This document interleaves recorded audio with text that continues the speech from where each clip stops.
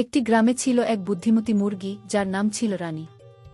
সে ছিল সবার প্রিয়, কারণ সে শুধু ডিম পাড়ত না, বরং অন্য মুরগিদেরও বিপদ থেকে বাঁচাত। একদিন দুপুরবেলা রানী তার ছানাদের নিয়ে উঠানে ঘুরছিল।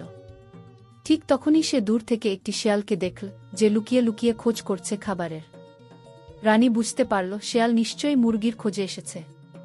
রানী বুদ্ধি খাটিয়ে দ্রুত ছানাদেরকে ডেকে এক কোণে লুকিয়ে রাখল। তারপর নিজে উঠানে এসে এমন ভান করল যেন সে খুব দুর্বল এবং দৌড়াতে পারবে না।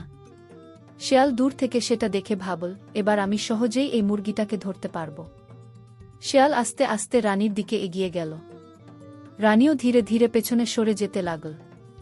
সে এমনভাবে ছুটতে লাগল যাতে শেয়াল তাকে অনুসরণ করে খোয়ারের দরজা পর্যন্ত আসে।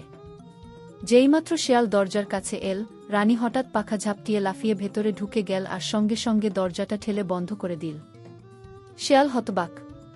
সে বের হওয়ার চেষ্টা করতে লাগল, কিন্তু পারল না। গৃহস্থের ছেলে এই আওয়াজ শুনে ছুটে এল এবং শেয়ালকে দেখে খাঁচা বন্ধ করে ফেল। শেয়াল ধরা পড়ল, আর মুরগিরা আনন্দে ডাকতে লাগল। রানীর বুদ্ধির জন্য সবাই তাকে বাহবা দিল। এরপর থেকে সবাই তাকে শুধু মুরগি নয়, বুদ্ধিমান রানী কি বলে ডাকতে লাগল।